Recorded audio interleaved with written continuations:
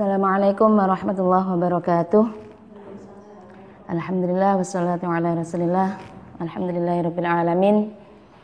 Alhamdulillah kita bisa bersua pada kali ini dalam rangkaian monggo kita bersama-sama untuk mengaji kitab yang akan saya bawa, yaitu kitab As-Sittin Al-Adliyah. Kitab ini merupakan kitab kumpulan hadis. Jadi dalam kitab ini berisi 60 hadis sahih, yang ke-60 hadis tersebut berbicara tentang relasi laki-laki perempuan dalam Islam, bagaimana perempuan yang seharusnya di dalam Islam dan lain sebagainya yang berkaitan dengan perempuan. Semua terangkum dalam kitab ini. Pengarang kitab ini adalah Al-Allamah Faqihuddin Abdul Qadir. Beliau menyusun kitab ini terinspirasi dari Abu Hamid Al-Asyuqah, pengarang kitab Tahrirul Mar'ah fi Asri Risalah, di mana di situ terdapat 1900 hadis tentang perempuan. Dari situ beliau terinspirasi untuk kemudian meringkas menjadi lebih sedikit, dan akhirnya terbitlah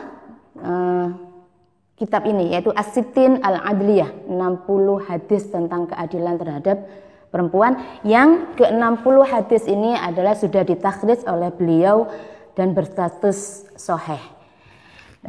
Dengan mengaji kitab ini, kita harapkan mudah-mudahan kita semua sebagai umat Islam, baik laki-laki ataupun perempuan, mengetahui dengan tepat, dengan benar bagaimana Islam terhadap perempuan. Karena sebagaimana kita ketahui, sejarah perempuan sangat panjang dari zaman jahiliyah sampai kini, yang itu di sejarahnya perempuan kurang mengalami jalan yang mulus, di mana budaya patriarki yang sangat kental dari zaman dulu sehinggalah sekarang. Oleh karena itu, pengarang kitab ini ingin mengajak kita semua untuk memahami bahwa Islam sebenarnya sangat-sangat sayang terhadap perempuan. Islam sangat menghargai perempuan, dan Islam ingin perempuan dihargai, disayang dan sebagainya sebagaimana laki-laki. Jadi memang tidak ada perbedaan yang mendasar antara laki-laki dan perempuan dalam Islam. Oke, sebelum kita mulai ngaji ini, monggo kita bertawasul.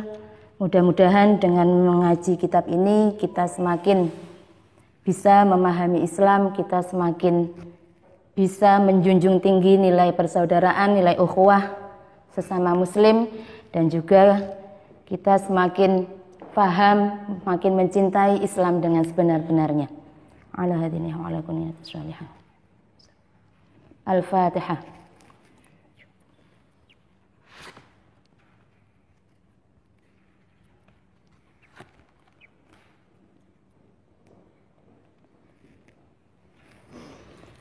Baik, sebelum saya mulai, kitab ini nanti terdiri dari 15 bab, gitu ya. Yang 15 bab ini akan kita baca sedikit demi sedikit, dan kita mulai saja pada bab yang pertama ini, yaitu Babun fil Usulil Ammah.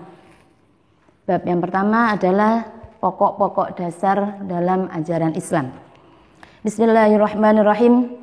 An Abi Hurairah qala qala Rasulullah sallallahu alaihi wasallam, al-muslimu akhul muslimi, la yadhlimuhu wa la yakhzuluhu wa la yahqiruhu.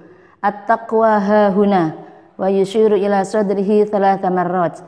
Bihasbi imri'in minasyarri an yahqira akhahul muslima, kullul muslimi 'alal muslimi haramun damuhu wa maluhu wa 'irduhu. An Abi Hurairah qala, dari Abi Hurairah berkata, qala Rasulullah sallallahu alaihi wasallam, bersabda Rasulullah sallallahu alaihi wasallam, al muslimu utawi wong muslim, orang muslim iku akhul muslimi, saudara muslim yang lain. La yadlimu, tidak menzalimi siapa muslim hu ing muslim yang lain. Wala yakhzulu, dan tidak mencibir siapa muslim hu ing muslim yang lain. wala yahqiru dan tidak menghina siapa muslim hu ing muslim yang lain. At-taqwa utawi taqwa iku hahuna di sini. Wa yusyiru dan mengisyaratkan siapa nabi ila sadrihi pada dadanya nabi salasa marratin kelawan 3 kali. Bihasbi mri'in kelawan sekiranya cukup seseorang minasyarri dari kejelekan an yahqira yento menghina siapa seseorang imri'in akhahu ing saudaranya al muslima yang muslim.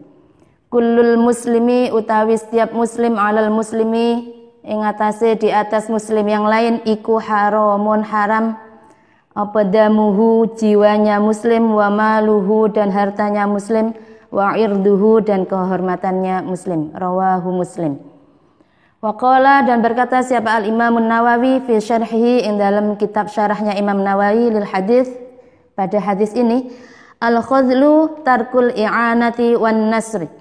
Makna al-khadlu adalah tarkul i'anah, meninggalkan menolong, wan nasri dan juga membantu. Wa ma'nahu utawi artinya al-khadlu idza sta'ana nalikane meminta tolong bihi kelawan seseorang fi daf'i zalimin ing dalam menolak kezaliman wa nahwihi dan sepadane zalim semacamnya lazima maka mewajibkan hu ing orang apa i'anatuhu membantunya idza amkanahu ketika memungkinkan. Walam yakun dan ora ono tidak ada ikulahu keduweman apa udhrun halangan syar'iyyun kampung syar'i.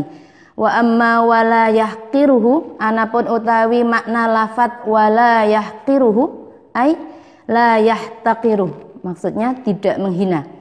Fala yang yunkiru dan tidak mengingkar alaihi ing atase seseorang wala yastasghiruhu dan tidak menganggap kecil siapa muslim hu ing muslim yang lain wa yastaqilhu dan tidak meremehkan siapa muslim hu ing muslim yang lain. Ya, hadis yang pertama saya yakin hadis ini sudah sering kita dengar. Al muslimu akhul muslim la yazlimuhu wa la yakhzuluhu wa la yahqiruhu. Jadi Nabi memang sudah berpesan bahwa muslim itu saudara dengan muslim yang lain. Maka tidak boleh menzalimi, tidak boleh meremehkan, tidak boleh menghina dan lain sebagainya. Dan sekali lagi monggo kita memahami hadis ini dengan betul-betul memahami bahwa Nabi tidak sama sekali membedakan bahwa yang bersaudara itu hanya laki-laki dengan laki-laki atau perempuan dengan perempuan atau dan lain sebagainya. Ini adalah bersifat umum yang itu adalah muslim kepada muslim yang lain. Ini bisa kita pahami bahwa memang asas dalam Islam dasarnya memang setiap seseorang yang sudah berikrar menjadi muslim Islam adalah saudara, baik itu laki-laki maupun perempuan, tidak ada perbedaan.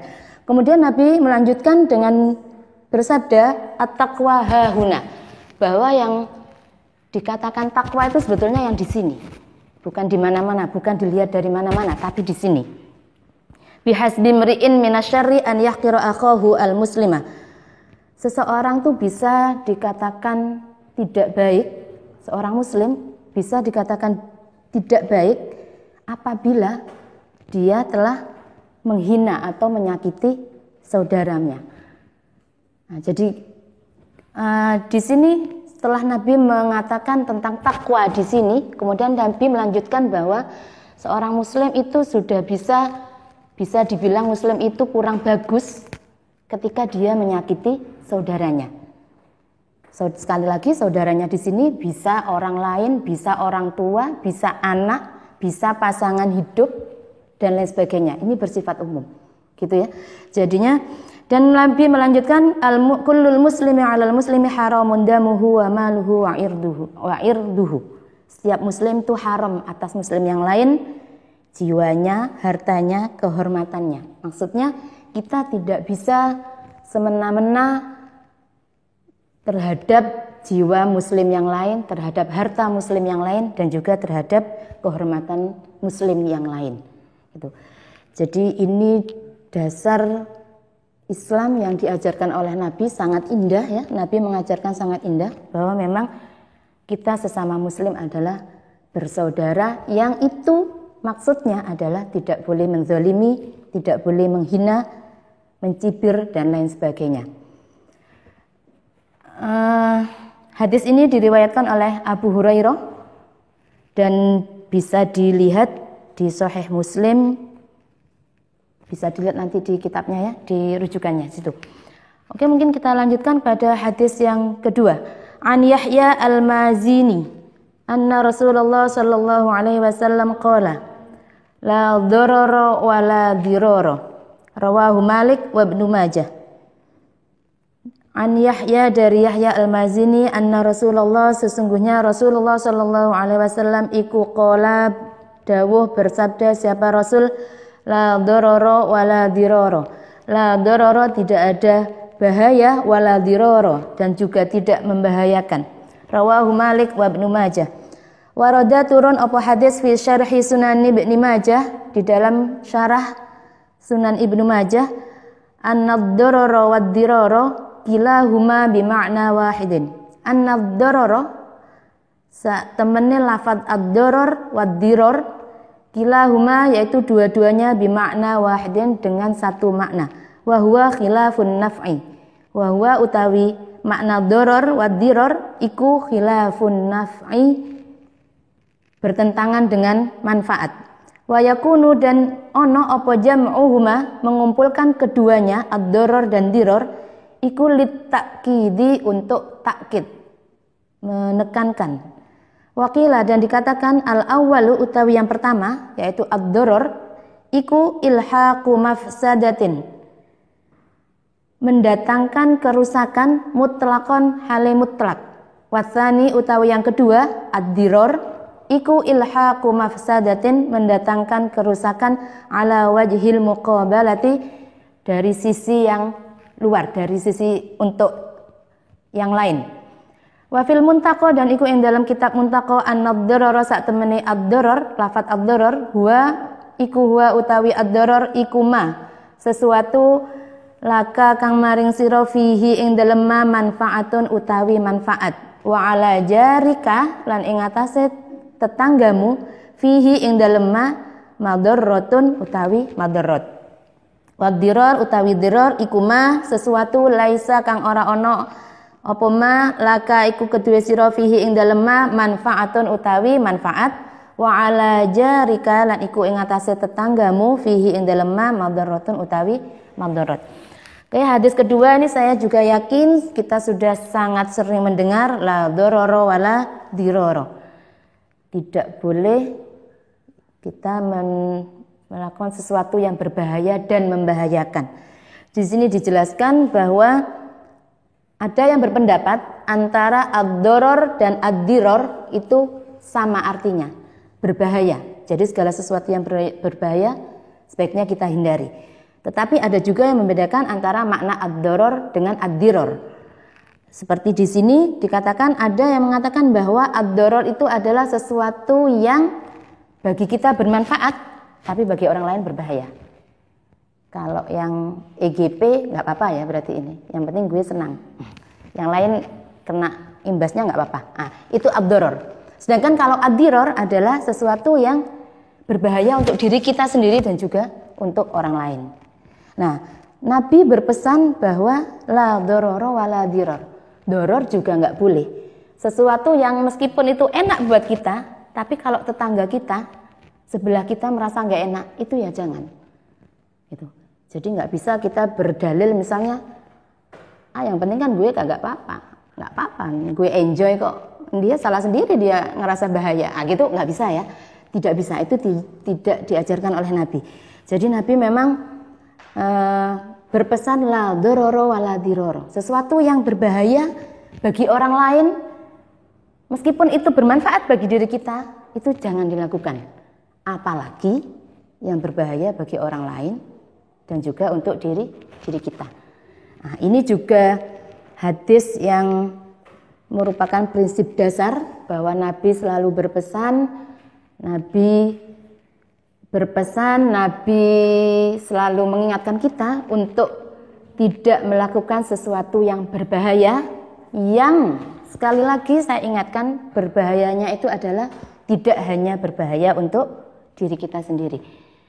Dan sekali lagi, monggo kita tarik hadis ini dalam relasi kita dengan orang lain. Kita dengan orang tua, kita dengan teman, kita dengan suami atau istri. Kalau kira-kira itu membahayakan bagi pasangan kita, ya jangan dilakukanlah. Meskipun itu misalnya bermanfaat untuk diri kita. Gitu ya. Misalnya contoh konkret kalau dalam hubungan suami istri untuk KB mungkin ya. KB sukanya yang disuruh KB yang perempuan. Ketika itu menyakitkan perempuan sang istri, membahayakan untuk sang istri, meskipun itu mengenakkan untuk yang laki-laki, ini tidak boleh dilakukan karena ini masuk doror. Mungkin ini tidak berbahaya bagi suami, mengenakkan untuk suami, tapi kan itu berbahaya untuk istri. Nah, ini salah satu contoh dan banyak lagi saya pikir contoh yang lain. Jadi yang perlu kita tarik dari hadis ini, jadi kita perlu ingat bahwa apapun yang kita lakukan, kita harus berpikir bahwa jangan apa yang kita lakukan itu berbahaya untuk diri kita dan juga untuk orang lain di sekitar kita. Jadi Nabi juga mengajarkan untuk tidak egois, untuk memikirkan kepentingan orang lain juga.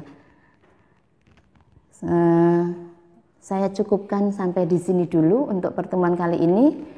Akan kita sambung pada pertemuan yang akan datang. Mudah-mudahan bermanfaat. Kurang lebihnya mohon maaf.